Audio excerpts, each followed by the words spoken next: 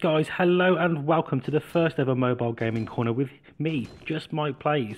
Thank you to Paul for inviting me on, and guys, if you haven't checked the games out that Paul has recommended, please be sure to check the links in the description down below.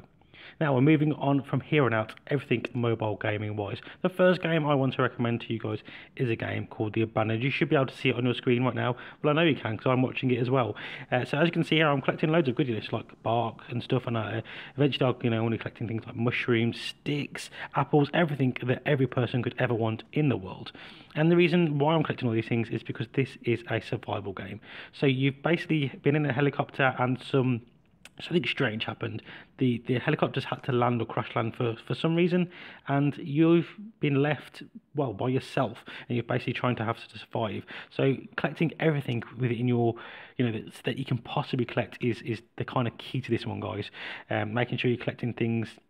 Food obviously is a necessity to any part of life, but you'll also need sticks to kind of make campfires, to build anything with weaponry, to kind of kill animals with as well, to kind of then cook their meat, to kind of then turn that into food, which will then help you regenerate if you've become injured or if you've been attacked. You've got these zombie things walking around trying to kill you.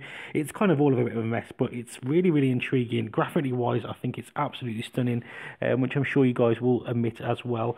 If you didn't have all of that HUD kind of stuff on the screen there, I would say it's a pretty decent game. I think, most PC games don't look like this these days. I've seen some ones a lot worse than this. Control-wise, mentioning the HUD on the screen there, it handles really, really well. The one downside for me is the fact that it doesn't support any mobile gaming controllers, but that's just my personal preference. But the control system that it does have on there is, it works really, really well. It's very sensitive, not too overly sensitive though, and I really like it. As you can see here, I'm just about to be attacked, so it's a good job that I did just build that weapon. Kind of the sound, we're talking about the sound of the game as well, music and all that kind of things. It goes really well with what it's kind of to do. I really like it. It's not over the top in any kind of stretch of the imagination. I've been really enjoying it. There's been actually 3 game modes. I've only played the story mode, but there actually is 2 other game modes, such as I think the one's called Adventure and the other one is Survival as well. But I've not actually played those yet. So if you guys have done, don't forget to drop in the comment section down below and let me know what your thoughts are on this game. For me, overall, I'd give this game a 4 out of 5. As I've been really, really enjoying the story mode so far, and I can't wait to crack on with more. If you do want to see more on this game, please don't forget to check out my channel. The link is in the description down below, guys, and you'll see a full Let's Play on there very, very soon.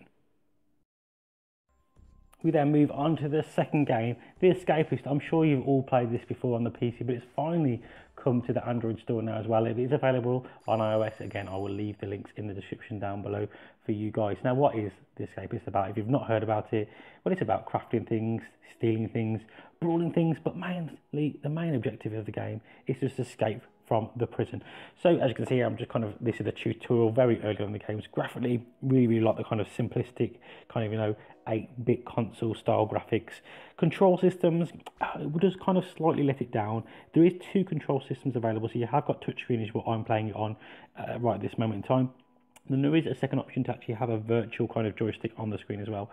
As I mentioned in my last review, I don't really overly like the overlay of control systems on the screen, which is why I opted for the touchscreen one. I've not played with the other control system, but this one for me, it's just slightly annoying sometimes, especially because it's quite fiddly, but it didn't ruin the gameplay too much. The storyline's really, really riveting from what I can see so far in the game. And the music is really, really nice. I really quite like the music that's available in all these kind of 8-bit games. I really think that they do a good job, especially with the sound effects and that kind of thing as well. I really, really like the game anyway. I remember when I seen it available on PC, I was kind of always hoping eventually it would come to the Android store, because I've never played it on the PC.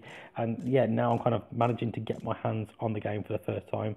I love the kind of fact that you have to interact with other inmates and kind of befriend them at some stages, and then obviously, so from one minute you can go to befriending them and really helping them out and getting something from them, to the next minute you can be beating them up in the shower. It's just that kind of topsy-turvy world, as I imagine it probably would be like in prison. Not that I've ever been myself, but guys, for me this game is it's one of my favorites at the moment out there. I'm playing it a lot, and I think you guys will enjoy it as well. As you say, there's aspects of crafting in here as well, so you've got to be really clever with the kind of items that you kind of keep in, making sure that the guards aren't collecting them off you, especially that contraband goodies. But overall, yeah, I've been really, really enjoying this game. I love the kind of crafting aspect of it as well, and everything it's kind of got to offer. So for me, it's another 4 out of 5.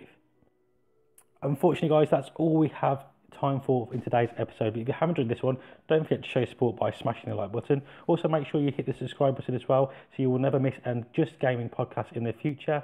If you want more mobile gaming goodness, don't forget to check the link in the description down below for my channel, guys. But we'll be joining you next Sunday for another episode of the Just Gaming podcast. I'll see you then.